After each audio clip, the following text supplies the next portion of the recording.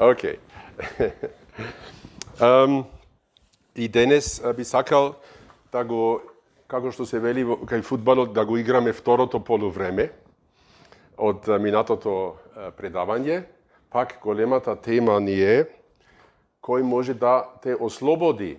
И тука имаме еден човек кој носи тешки товари. Мислам, сите ги познаваме тие товари од стравови, од грижи, неизвестност. Ова најголемото тука што уметникот го има пишано гревови, може би не сакаме толку да зборуваме за тоа. Гревови се потврлувања на нашето однесување, мислење и зборување пред Бог, во однос на Бог. И тие играт една голема улога, може би не мислиме многу на нив, или ги знаеме да го истисниме тоа во позадината, ама и тоа е многу секако важен придонес до нашите маки, од кој што е прашањето дали некој може да ме и да не ослободи. Едноставно кажано, зборував минатиот пат, дека Бог сака во нашиот личен живот да прави една промена на власта.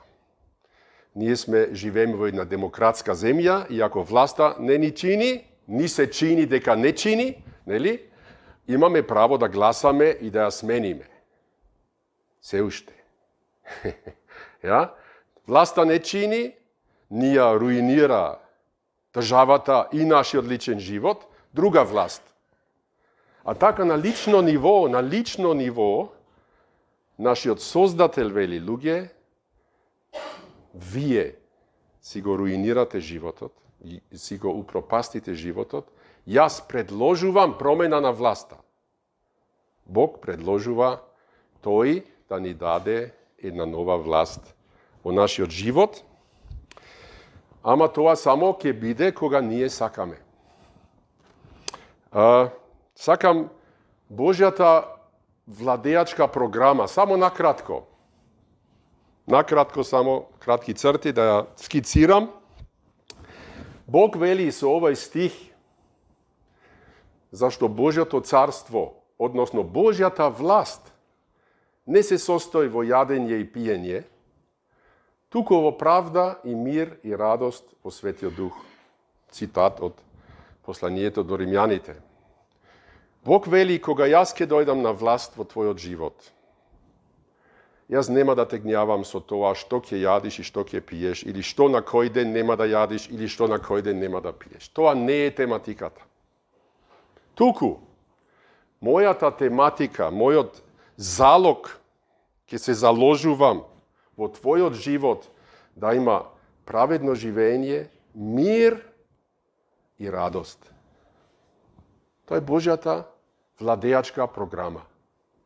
И со таа програма тој ни излегува и не прашува дали сакаш да гласаш за мојата власт во твојот живот.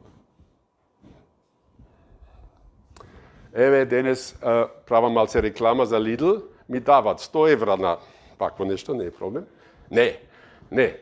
Видите, многу луѓе ги интересира што нуди Lidl ова недела. Нели, ова е 9.12 до сабота 4, ама во Германија.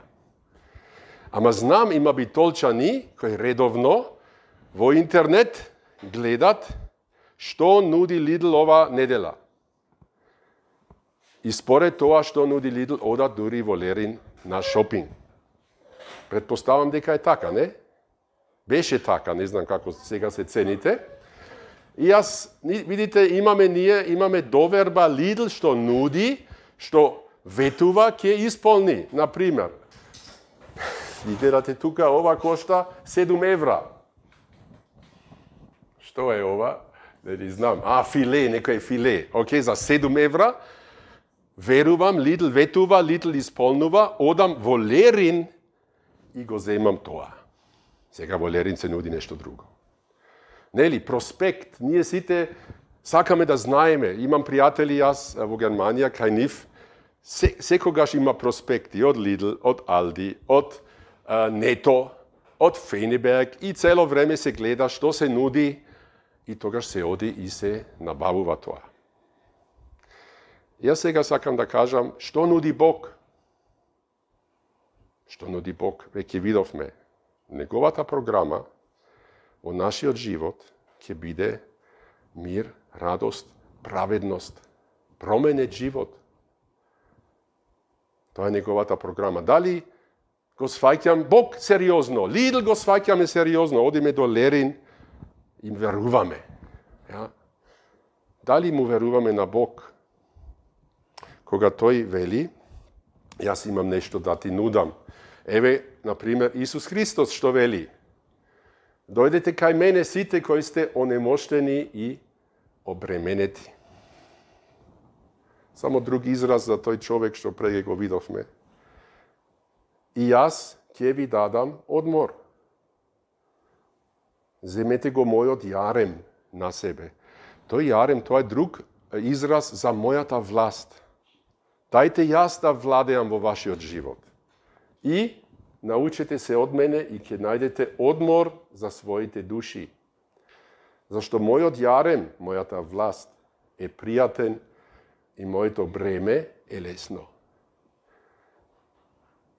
Тоа го нуди Исус Христос. Ja. Тоа го нуди Исус Христос. И неговиот, сега, ќе ме извините, проспект. Не само проспект, е Светото Писмо. Ja. Би сакал да имаме очекувања дека Светото Писмо има нешто суштинско да ни каже, Бог има нешто суштинско за нашиот живот да ни каже и да ни даде. Ja.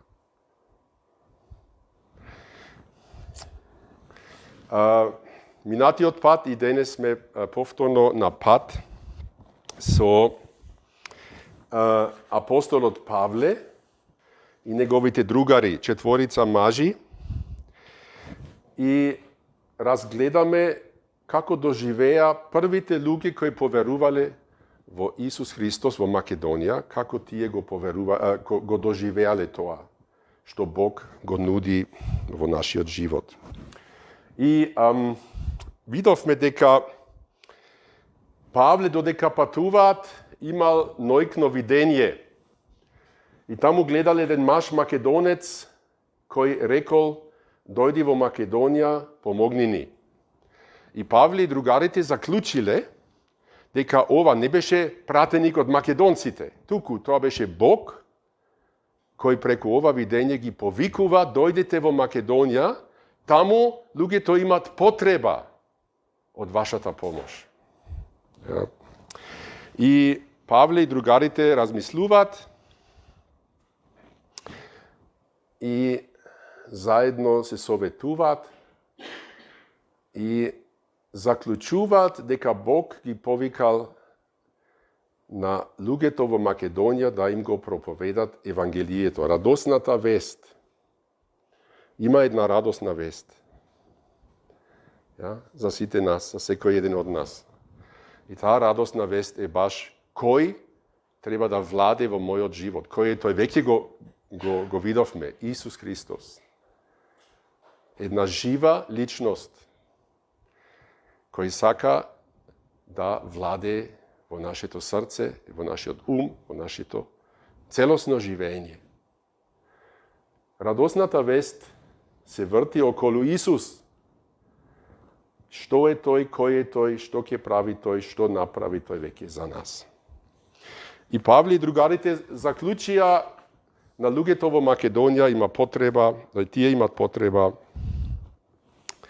од таа порака за Исус. И рековме веќе минатиот пат. Тоа е обично последното нешто на кое мислиме кога имаме проблеми или кога осеќаме дека во нашиот живот нешто не е во ред. Дека Бог ќе ни помогне преку таа личност, Исус. Ja? Ние обично не сме свесни за тоа. Дека Бог има помош, има едно спасение за нас. И за тоа спасение се зборува во радосната вест. Можеме да кажеме Бог ни нуди еден спасител. Бог ни нуди еден господар над нашиот живот. Ja? Кој ќе ги исполни своите ветувања. Ама имаме ние проблеми со оваа работа. Ние мислиме, овие приказни од Библијата, од Светото писмо, тоа се бајки. Детски приказки се тие. Затоа, ака децата да имат радост за Божик, ајде, окей. Ке го носам детето едно пакетче, ке има, ке се радува. Ja? Ама ние сме возрастните. Ние не сме веќе деца. Нам нашите приказни не ни требат, нели? Нам ни треба нешто реално, вистинско.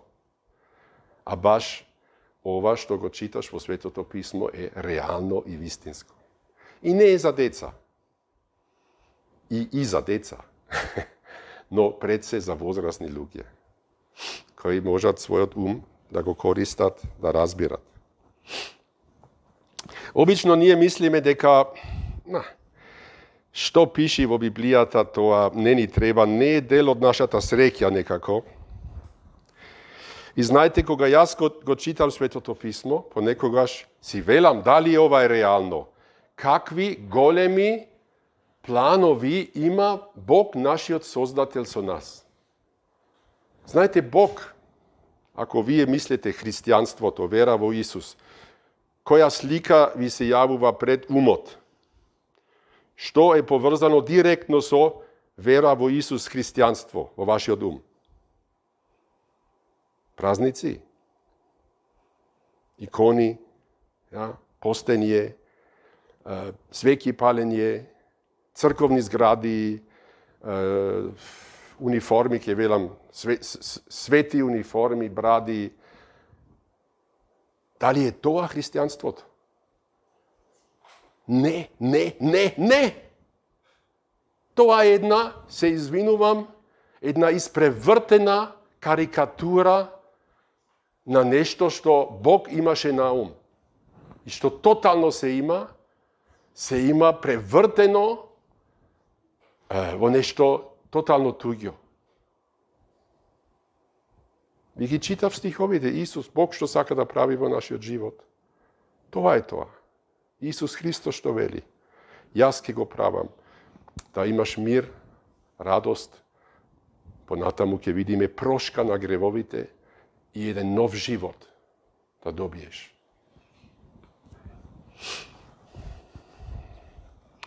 Бог има големи планови со нас. Славни планови. Ако се осмелуваш да ја читаш Библијата, ќе видиш дека зборот слава многу често се употребува во Новиот Завет. Бог има славни, големи планови со тој човек кој одлучува да биде дел од Божјата власт, да го прими Исус Христос како личен Господар и личен Спасител. И си велиш, дали е тоа можно, дека Бог има такви славни, прекрасни планови со нас? Да. Ама ние тоа не можеме да го веруваме, дека тоа може да биде вистина. И затоа не го сваќаме Бог сериозно, неговиот проспект не го отвараме, не интересира, не очекуваме ништо од таму. И тоа е голема грешка. Бог има големи планови, а мене ми се чини ние имаме многу ниски, мали очекувања од животот. Тажно бедни очекувања имаме ние. А Бог има славни, големи работи да ни нуди. И тоа не можеме да го веруваме. И тоа е голема грешка. Има и многу религиозни луѓе, и тие не сакат Божјото спасение да го прифатат, затоа што Божјото спасение, ќе видиме после, не се базира врз нашите религиозни заслуги и остварувања. Туку врз чиста Божја милост, благодат, незаслужено. Овие поклончиња што ги даваме за тие деца, се поклони незаслужени. Нели? За Божик доаѓа овој Дедо Мраз нели, носи со големата вреќа и ги прашува децата, дали вие бевте умни и послушни? Нели, вака. И децата, јас имам една книга и тука пиши, нели. И децата што се умни добиват поклонче. Лошите деца одат во вреќата и добиват киотек. Дали Бог е таков? Ние мислиме Бог е таков. Не. Затоа што во Божиот свет нема добри деца. Добри деца нема. Ние сите би јадели вечен киотек. Ама тој поклон што Бог за нас има, се дава по чиста милост. Не се заслужува.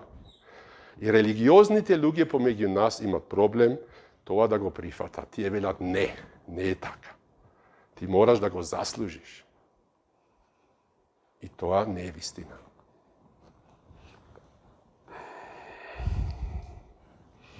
Океј, сега да видиме како го доживееле тоа првите христијани во Македонија. Првата жена, минатиот пат видовме, која поверувала во Христос, била некоја жена по име Лидија во Филипи. И важното е, сега ќе прескокнеме малце, Павле и другарите зборуваат таму со некои жени надвор од градскиот зид. Тука рековме градскиот зид, реката, тука некаде беа тие жени собрани. Павле седнува таму со другарите и зборуваат со собраните жени. Тие беа еврејки или симпатизери и тие беа собрани на молитва. И таму зборуваат и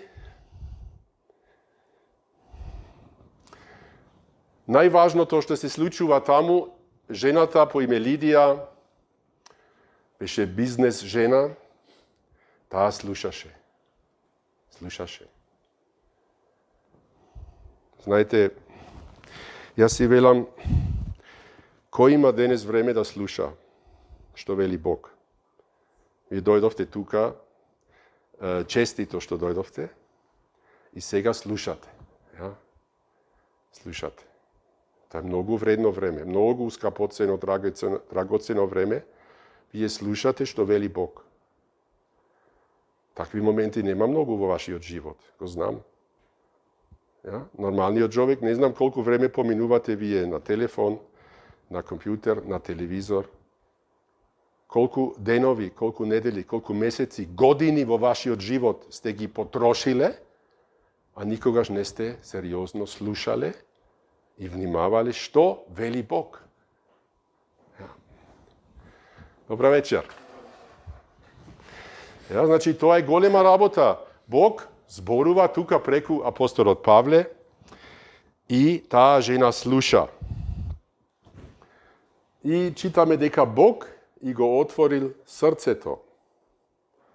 Значи, замисли, Бог зборува преку апостолот Павле. Таа жена слуша и Бог е присутен и вели сега ќе ја помогнам на таа жена. И ќе го отворам срцето тука, интересна работа. Ти можеш да слушаш што вели Бог, а срцето, значи центарот на твојата личност, твојата волја е заклучено.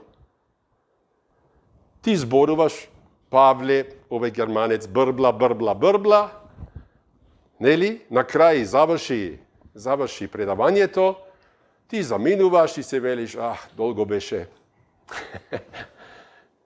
Добро, кафето беше во ред, друштвото окей, интересни луѓе, може би не знам. Ама дали си слушал? Не, срцето беше заклучено. Не си бил спремен, не си бил на прием. Ja? Ама тука се случува нешто, Бог и го отвори срцето и таа внимава на зборовите.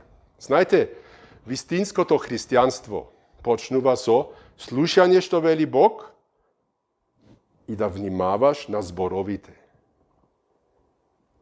Затоа што Бог со нас зборува, комуницира со зборови. Така почнува и тоа е многу, многу важно. Само за жал најчесто и тука имаме проблем. Многу сме паметни.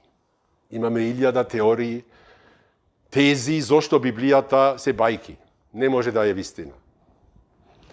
Sve znajme nije najdobro. Mnogo sme pametni. Ja? A za žal, naša ta glava voglavno je polna so neznanje i poluznanje. Tako je za žal često pati. Ili sme mnogo vnimanije to od problemi, od maki, od našite ambiciji, ne možeme da slušame. Ili može bi naše to srce je cvrsto v odnos na Bog. Tvrdo, zaključeno. I svega so svi te argumenti, toa tvrdo srce ne može da omegne. Teka nije odnapred default, sme rešeni, da velime ne. Što i da veli toj? Koliko i da se jaki argumentite? Koliko i da se vistina? Jaz velam ne. U toj slučaj i na jaki od argument ne pomaga. Ja? Znači, mnogo je važno, moj default, početen stav, kon Bog, da li sam spremen da razmislujem, da li može bi Bog goveli ova. Da li se soglasujem ili ne, ne je važno. Samo da sam spremen jednaš da slušam. Jednaš da razmislujem. Ne za decata, za возрастne ljudje. Da razmislujem, da li ova može da bide vistina. To ne znači da ga prihvatam kako vistina. Samo sam spremen, seriozno da razmislim. Lidija to go napravi i ta poveruva dodeka sluša. I posle veli na Pavle, da li smetate da sam sega jaz verna na Gospoda. So drugi zborovi poveruvav v Isus Hristos kako moj ličen gospodar i spasitelj, sega imam doverba vo Nego. Ako me smetate kako takva, eve, kaj mene doma ke živete. Ja? A imaše pogonemo domakinstvo.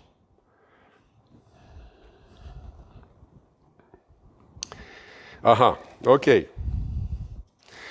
Sega pred da продолжиме, сакав на кратко да размислиме кога апостолот Павле во 50-та година после Христос дошол во Македонија и во Филипи.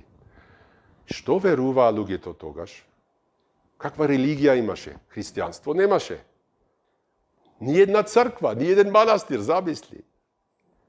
Ja? Каков свет беше тоа? Имаше евреи и со една група на еврејски жени зборува и Лидија поверува. Апостолот Павле пишува во едно друго послание до Коринтјаните. Ова е се скратено, окей? Малце вадено од контекст, ама ми се важни овие изјави. Павле вели, знаеме дека идолот, значи тогашниот религиозен свет беше полно со идоли, што вели тој, кипови од богови, разни богови. Идолот не е ништо. Таа представа за некој си Бог, тој Бог не постои. Тоа сака да каже. Ние знаеме дека тие идоли се ништо и дека нема Бог освен единиот. Има еден вистински Бог.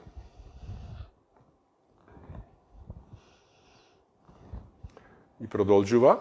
Зашто ако има и така наречени богови, било на небото, било на земјата, како што има многу богови и многу господари, со ова кратка реченица тој го опишува тогашниот религиозен свет. Има богови, така наречени вели, на небото. Например, грците верува на Олимп горе живеат тие богови, нивните. Како се вика тоа? Олимпијаките. Олимпиите. Зевс, Хера, Аполос. Вие знаете. Тие. Значи горе, на Олимп, на небото, ама и на земјата. Има многу богови и многу господари. Значи, имаше богови кои луѓето ги нарекува господари. Например, се најдени покани на гозба. Еве тука некој си Хајремон, те поканува на гозба на трпезата на Господ Серапис во Серапеум утре во 15 часот, на 15 во 9 часот. Значи, некој повикува во храмот на Серапис и го нарекува Господ Серапис. Се користи грчкиот збор Кириос, што употребува Лидија за Исус. Јас сега верувам во Господ, во Кириос Исус. Тие го нарекуваат својот Бог Кириос Серапис. Некој друг тука, Антониус, син на Птолемајус, те поканува да јадеш со него на трпезата на нашиот Господ Серапис. Така верува луѓето во богови и ги нарекува Господ, Господар.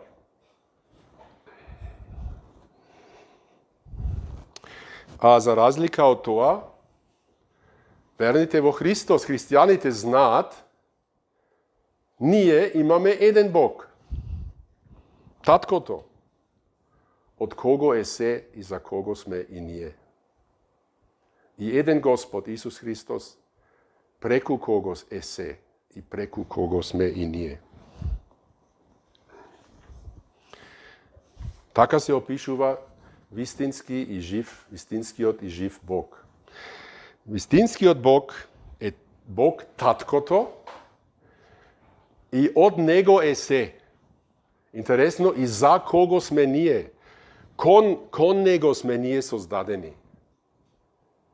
Знаете, тоа е многу важна работа.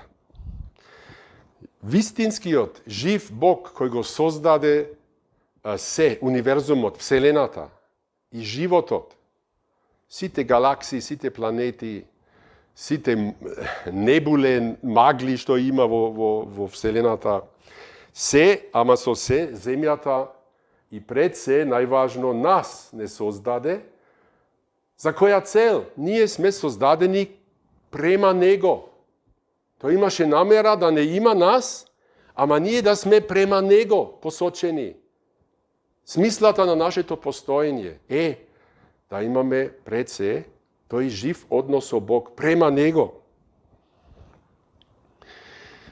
И само со Него, со еден жив однос со Него, го наоѓаме ние нашето исполнување, односно исполнување. И ако немаме личен однос, да велиме пријателство со Бог, тогаш не сме слободни, туку изгубени. Без смисла. И гледаме тука Бог сака да не има. Знаете, не знам дали вие сте задоволни со себе си. Кога се гледаш во огледалото, дали велиш, колку сум среќен што тоа сум јас. Ама Бог сакаше да те има. Каква и реакција имаш на тоа што го гледаш во огледалото, кога стоиш ти пред Него? Ja? Нашиот изглед. Може би не сме задоволни. Ja? Може би нашиот живот, немаме среќа, имаме проблеми, имавме многу удари на судбината, како што се вели. Може би се чувствувам отфрлен, никој ме нејки, не сум популарен, не сум успешен, како се вика, промаш сум. Не е вистина. Бог сакаше да те има. Живиот, семојкен создател на Вселената имаше план да те има. И ти си создаден кон Него. Бог не бара со надеж дека ние ќе дозволиме да бидеме најдени. Знаеш, ние можеме да се криеме. Замисли, некој е изгубен некаде, патнал во нека дупка. И спасителите доаѓаат и викаат, ајде, кој е паднат во дупката? Никола е паднат, окей? Никола! Никола! И Никола вели, јас не се јавувам. И поминуваат. И ќе остане изгубен. Кој ги биде толку глупав? Ама Бог доаѓа, вика, и ние можеме да одлучиме дали дозволиме да бидеме најдени од Него или не. Тоа е нашето право. Ама таков е вистинскиот и жив Бог, Таткото. Од Него се работите и ние кон Него. И еден Господ Исус Христос, преку кого е се и преку кого сме и ние. Значи, тука се гледа Господ Исус Христос е тој што го спроведува она што сака Бог Таткото. Исус е тој што го спроведува, тој е активниот создател. И Бог Таткото, можеме да кажеме, тој е создателот што планира, има намера, а Исус Христос е создателот, Бог создателот кој го спроведува што треба да биде. И ние сме преку Него. Светот не настана по случајност. Не влегувам во тоа. Фасцинантни работи има. Ja? Светот настана преку една личност која се вика како човек тука на земјата Исус Христос. Исус од Назарет.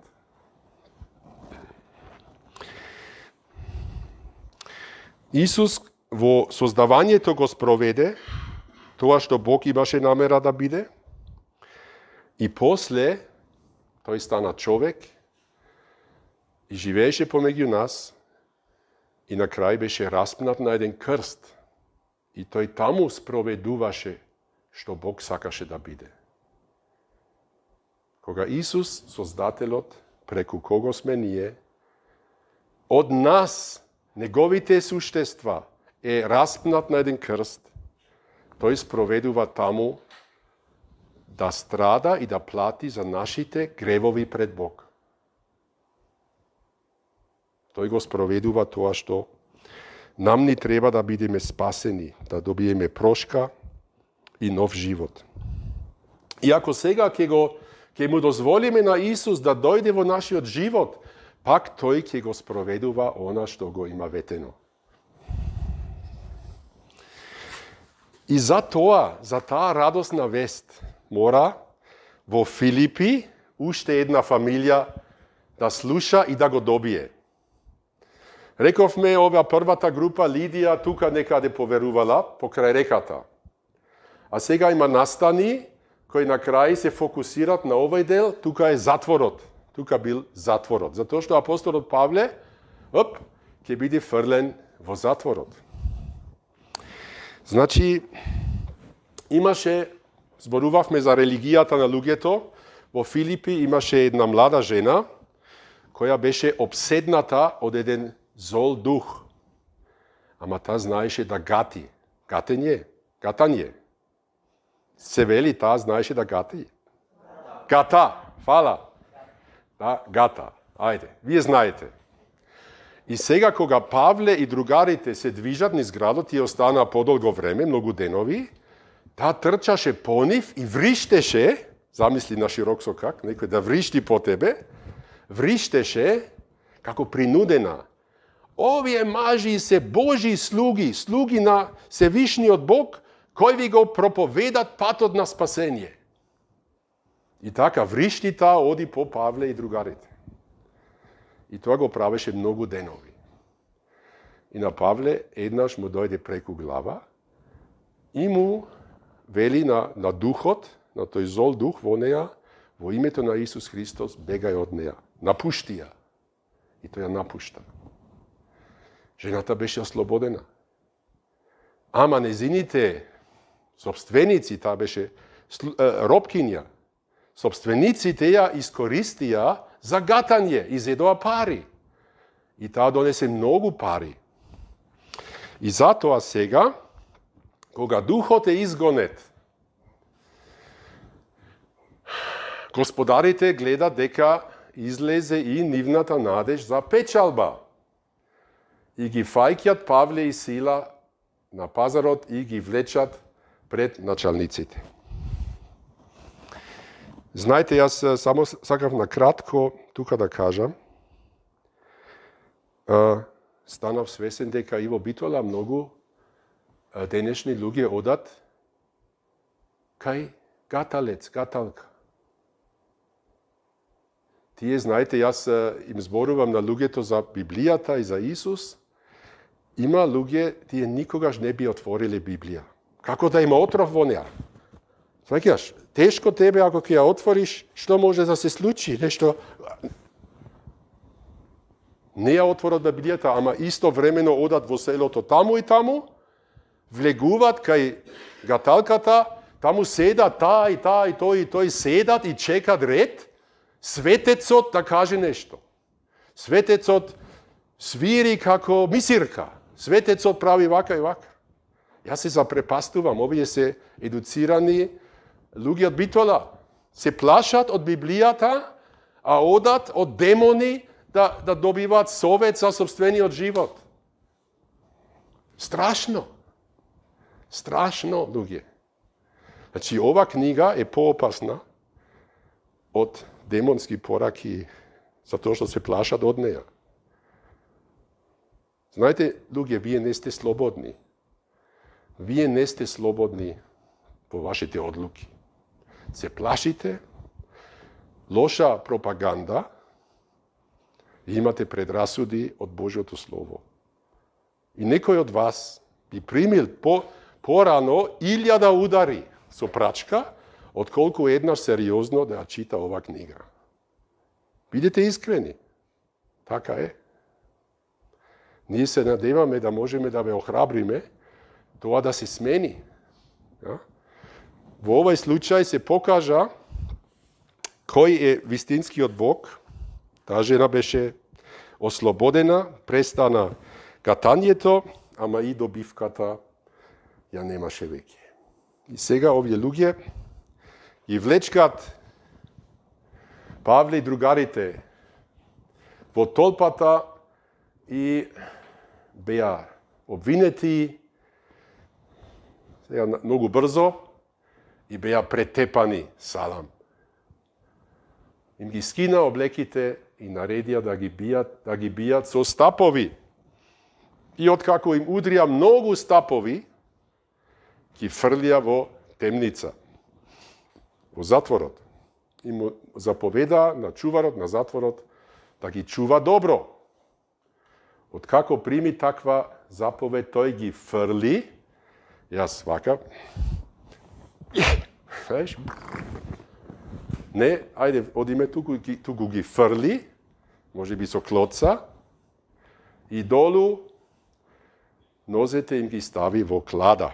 Да знаеме како изгледа тоа. Во затвори тука имаш 2 дебели штици со дупки, таму влегуваат нозете и се затвори тоа и ти си безбеден.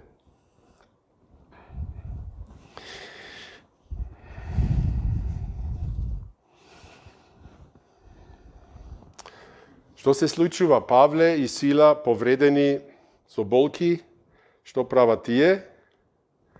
Хулат, пцујат, не. Околу полноќ Павле и Сила се молеа и со песна го славеа Бог. А затворениците ги слушаа. Малце неочекувана реакција. Одеднаш стана силен потрес, земјотрес, така што се стресоа основите на затворот. Во истиот миг се отворија сите врати и на сите им падна оковите.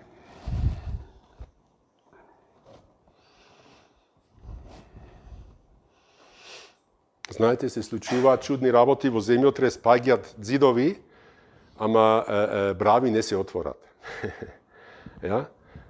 Тавани, ѕидови паѓаат, ама ако нешто е заклучено, тоа не се отвори. Ja? Ама тоа се случува таму. Чуварот на затворот се разбуди и кога ги виде отворените врати на затворот, го извади мечот и сакаше да се убие, мислејќи дека затворениците избегале. Може би тој беше некој ветеран од римската војска и знаеше кога јас на моја стража бегат заробеници, затвореници, мојот живот е готов. Подобро сега да се самоубијам, отколку да сум изложен на не знам какви работи. Значи тој смета, неговиот живот е готов.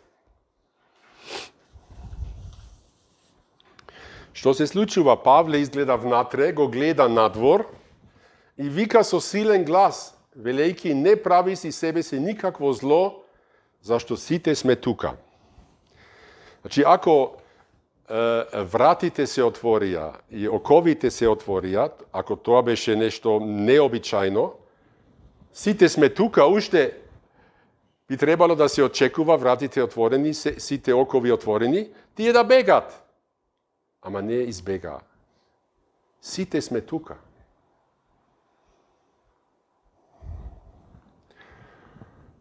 А тој побара светлина, истрча внатре и треперејки падна пред Савле и Сила, ги изведе и рече, Господа, што треба да правам за да се спасам? И ова сега е срцето на ова предавање. Траеше да стигнеме до него. Ja? Овој човек сфати наеднаш дека му треба спасение. Како? Не знам дали имаше веќе нешто слушнато од Павле и другите. Тие беа некое време во Филипи. Дали кога ги врзаше, зборуваше нешто. Тој сваќа наеднаш ми треба спасение. Не спасение од властите. Затворениците сите се тука. Тој нема да се плаши сега од градската управа. Туку свати, пред Бог, јас сум изгубен. Пред живиот и вистински Бог, кому овие луѓе му служат, кој јас ги фрлив во затвор. Многу љубезно. Ja? Имам еден проблем со тој Бог. Мојот проблем е толку голем што сум изгубен и ми треба спасение. И видите, овој човек е во една посебна, извонредна ситуација.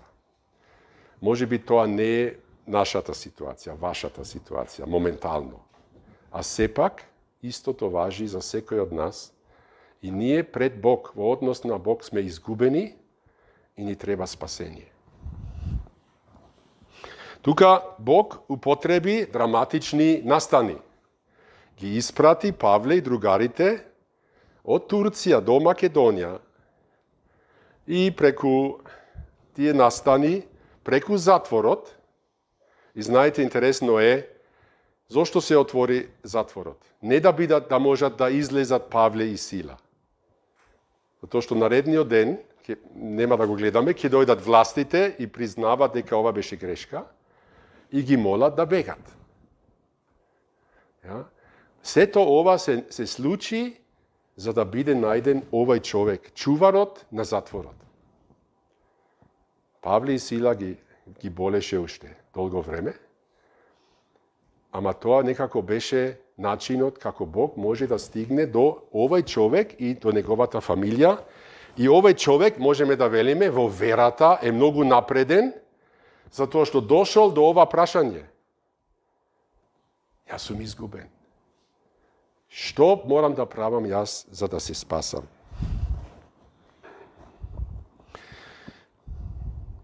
Што значи тоа? Изгубен сум, ми треба спасение. Кој е изгубен, не може сам себе си да си помогне. Кога си изгубен, ти треба помош од надвор. Ja?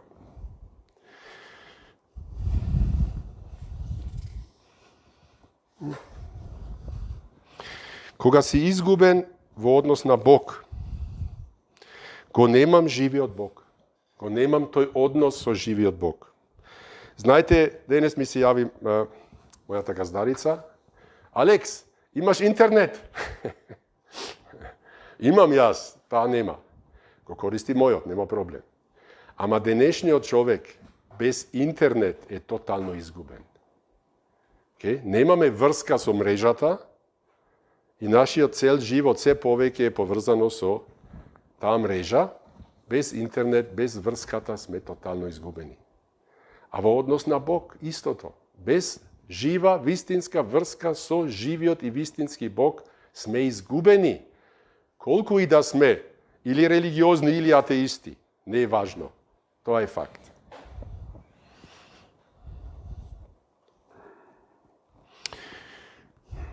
Jaz sum rasipan čovek. Jaz sum dlaboko rasipan. Ne znam za vas, jaz sum. Ja? I ne možem to da go smenam. Porano ne sakav da go smenam. Neka ne ni znajv, teka sum. Jaz pred da dojdam i jaz do ova točka, mislim teka sum prilično dobar čovek. A bev slep, v odnos na sami od sebe si. Realna ta sostojba, moja. Moja ta klonost je postojano da grešam protiv Bog. Ja? Nego poznavam Bog, otuđen sum od Bog, nemam vrska so nego, a pak grešam protiv njegovite standardi. I jaz sami od toga ne možem tako smenam. Ima jedan stih, najkratko kako se kažuva toga, nema razlika zašto site zgrešija i im nedostasuva Božjata slava. Apostol od Pavle go kažuva toga. Site zgrešija. Znajte, ne znam da li site se soglasuvate, vi ste tuka danes. Ako bi me prašal lično, privatno, nikoj drug da ne sluša, da li ste grešnik pred Bog? Jeden del od vas bi rekli ne. Ja sam dobar čovjek. I ako Isus moraše da umre za tvojite grevovi, ti podobno da ne grešiš.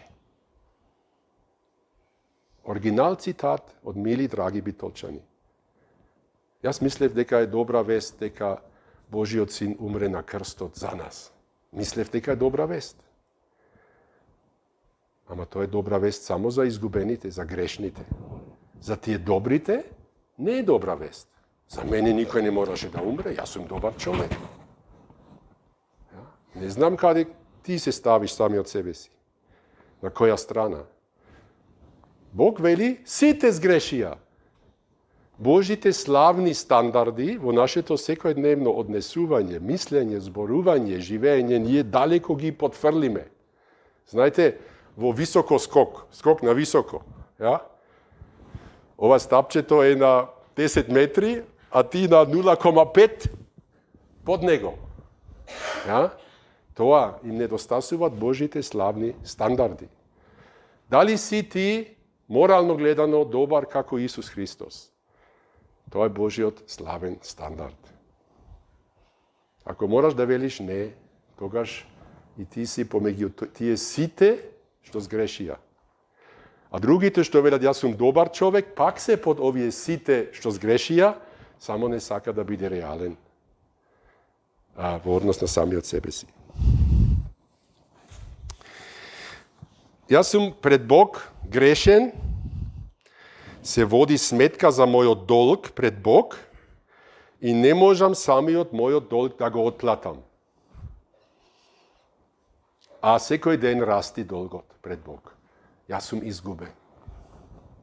Koji može da me smeni? Koji može da me promeni? Koji može da me obnovi? Jaz ne možem. Koji može da ja plati moja ta vina pred Bog, moj golem dolg pred Bog? Koji može da go plati? Jaz ne možem. Ja sam izguben.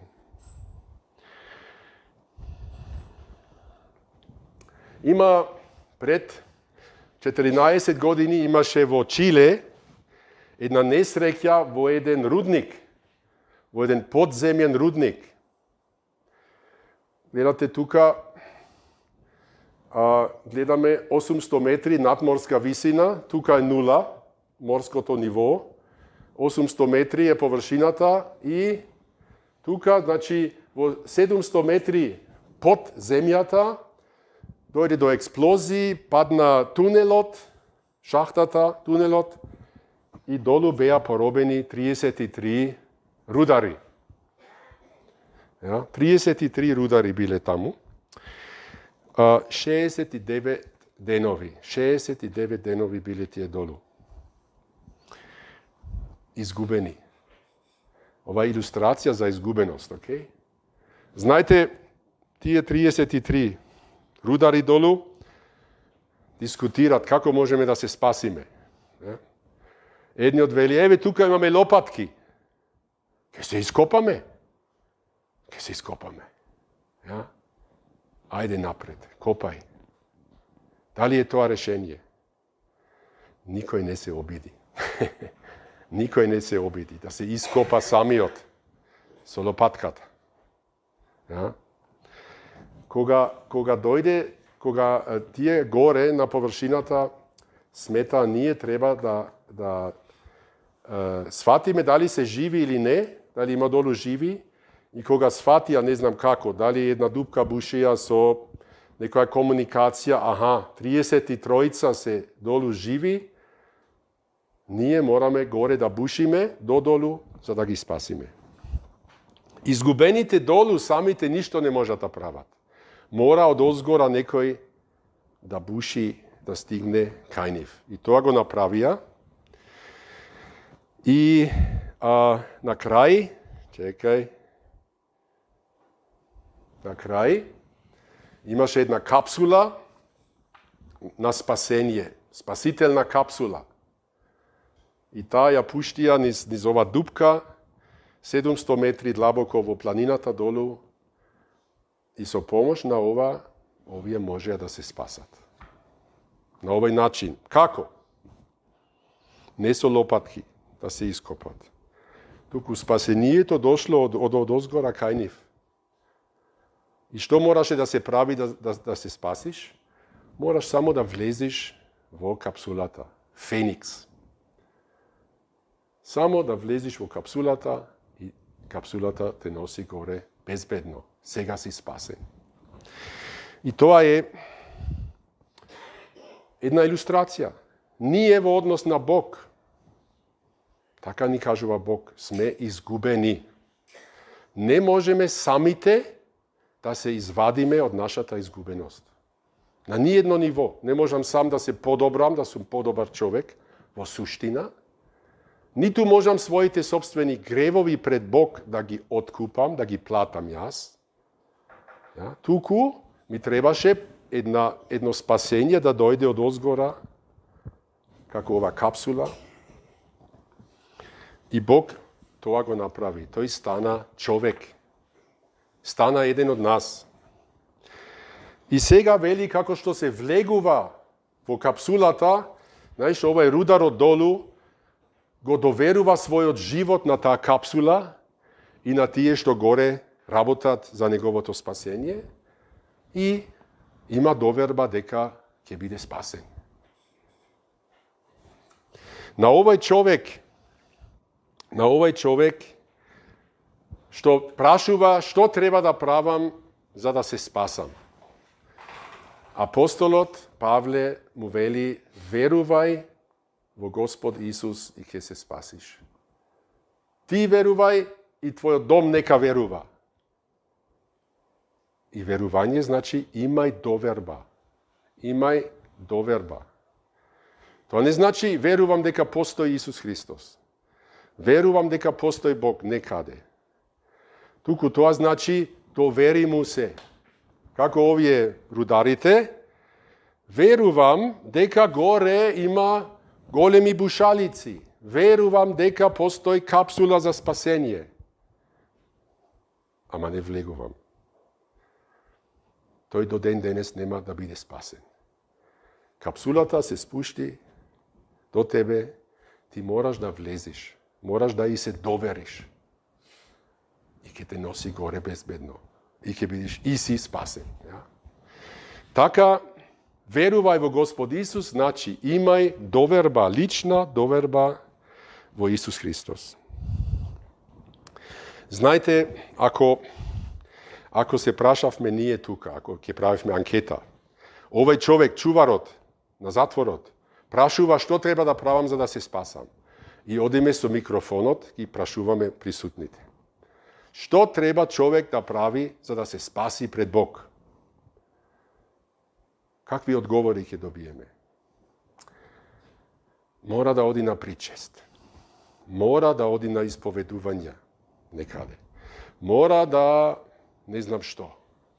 Sve kakvi religiozni aktivnosti ima. Ama znajte što mu rekao apostol od Pavle? Apostol od Pavle ne nekoj si izguben Germanec. Apostol od Pavle mu veli, imaj doverba vo Isus Hristos, vo Gospod Isus Hristos i ќе бидиш спасен. Тоа е одговорот од Бог. И секој друг одговор е погрешен, не од Бог. Е многу важно да не се лажиме. Ова е одговорот од Бог. Ja? Јас не сум тука да ви кажам зачленете се кај нас и ќе бидете спасени. Не. Бог вели, апостолот Павле вели, имај лична доверба во Исус Христос. Тоа е одговорот.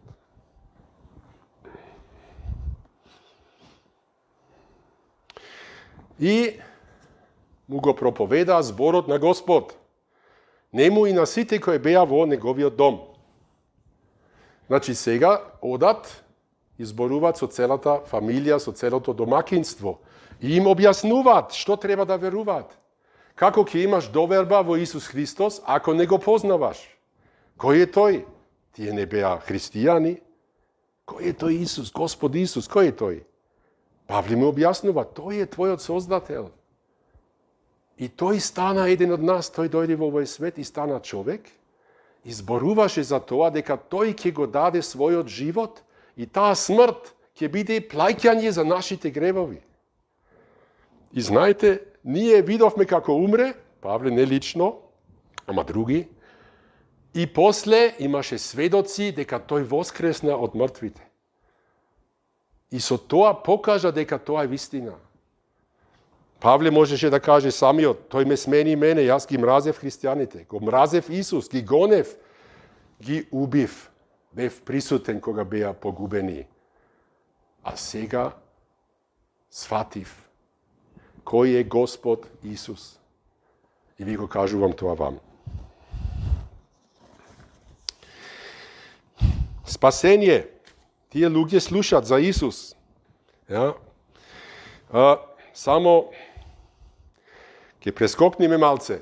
За Исус пред да се роди се зборуваше зошто го доби името Исус. Исус значи Бог, Господ, Бог спасува.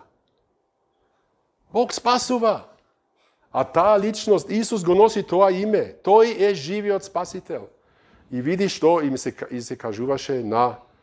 се кажуваше на Јосиф, очув му на Исус, тој ќе го спаси својот народ од нивните гревови. Исус е спасителот од гревовите. Од тоа што сме виновни пред Бог и од тоа што сме расипани. Исус е спасителот.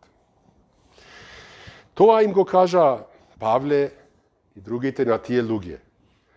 И сега доаѓа една голема промена во тие луѓе. Тој ги зеде во истиот час на ноќта, им ги изми раните од ударите. Наеднаш се грижи за нив. Вчера ги фрлеше во затворот, сега наеднаш се грижи за нив и веднаш се крсти и тој и сите негови. Надворешен знак за внатрешна вера, символ крштавањето во името на Исус. И тој ги одведе горе во куќата, постави трпеза и сега се јади. Знаете, се јади. Ти мислиш да се спасиш, не треба да јадиш. Свети Јован Златоуст рекол, бидејќи во рајот не постивме, сега не сме веќе во рајот и сега треба да постиме за да би влегле пак во рајот. Извини. Не е вистина. Би сакал да разговараме. Божјото царство не е јадење и пиење, туку лична доверба во Исус Христос. И тој поверува и тој вели и сега ќе јадиме. Разбирате? Тоа е реалниот живот. Тој човек стана спасен, поверува и нема проблем, ај сега јадиме. Сме благодарни на Бог и ќе вечераме. Барем овие кутрите ранети и затвореници. И се зарадува со целиот дом, зашто поверува во Бог. Ова фамилија доживе Божјото спасение. Од страв, од крај на животот, од очај, еден час, 2 сати понатаму, седат дома и се радуваат. Го најдовме Бог. Го најдовме Бог за кој што сме создадени, ама бевме одделени од Него. Од незнаење, од лична грешност, од вина пред Него. Бевме одделени, сега сме блиски, го најдовме Бог. Преку Исус Христос се радуваме. Како се случи тоа? Сватија и признаа дека се изгубени. Знаете, тоа е еден чекор кон ова спасение. Мораме и ние да сватиме и да признаеме дека не сме тие добри луѓе кои што сакаме да сме, барем пред другите. Треба да сме спремни да се соочиме со вистината дека и ние, и јас, Александар Глајс, кој стои пред вас, сум грешник, сум виновен пред Бог. Ама имам доверба во оној човек кој според Божите изјави умре за мене на крстот и плати сите мои гревови. И поради него Бог мене ми прости. Како што и на овој човек му беше простено. Јас го имам тоа доживеано и многу луѓе што ги познавам го има тоа доживеано. Мислам наредниот пат во предавањето ќе слушаме за една ваква животна приказна. Вистина? Good. All right. На крај. Дали си спасен? Дали си денес спасен? Тоа ест, ти знаеш, Исус Христос е мојот личен Господар, го примив, му дозволив да дојде во мојот живот. Имам доверба во Него, дека Тој умре за мене и само поради таа смрт Негова, мене ми се простени гревовите. Дали ти тоа можеш денес да го кажеш? Да, тоа е денес факт. Јас можам да кажам, јас денес имам германски пасош. Факт. Престојот уште го чекам. Ама германскиот пасош го имам. Факт. Сакам да кажам, некој факт. Ja? Дали си спасен денес? Ако некој вели да, јас сум спасен. Зошто мислиш така? Тој што е спасен, пред тоа беше изгубен. Дали некогаш си бил свесен, како оној човек, пред Бог, јас сум изгубен. Јас сум виновен пред Бог. Ако Бог е праведен и тој почнува праведно да делува, треба мене да ме казни. Вечна казна е тоа.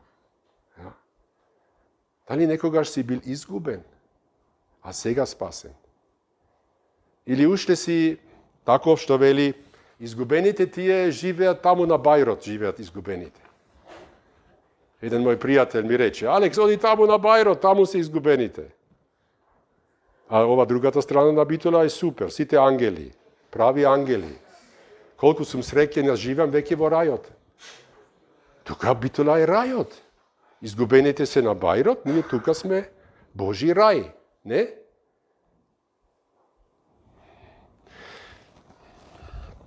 Дали си изгубен? Ако не сме Божи рај, тогаш сме изгубени луѓе. Свати го тоа сериозно. Ако се сметаш како добар човек, имаш проблем. Бог не смета така, ама Бог те љуби сепак. И Бог зборува така со тебе, за да може да ти прости.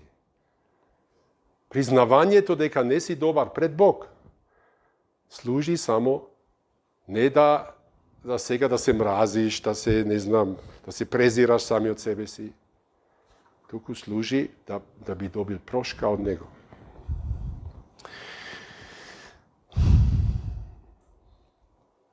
Океј, со овие прашања би сакал да ве оставам. Имаме можност да разговараме, имате можност, ако сакате да читаме заедно, не знам дали некогаш сте читале еден текст од Библијата, со прашања, со дискусија, тоа е нашата понуда. Можете да се јавите на масата таму со книги или кај мене да се договориме. Океј, фала многу. До тука. Thank you.